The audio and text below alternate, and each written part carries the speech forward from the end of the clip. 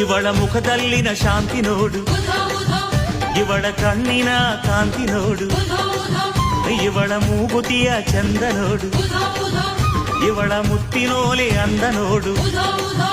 ಆಹಾ, ಇವಳ ಅಂದ ಚಂದಕ್ಕೆ ಜಗದಿಯಾರು ಸಾಟಿಯೋ, ಎಲ್ಲಮ್ಮ ಎಂದಾಗ ಆನಂದವು ಬಾಡೆಲ್ಲ. ಏನು ಚಂದ ಅಪ್ಪ, ಏನು ಚಂದ ಕಾಣುತ್ತಾಳೆ ಎಲ್ಲಮ್ಮ, ಜಗದಲ್ಲೇ ಅಂದಗಾರ್ತಿ ಇವಳಮ್ಮ.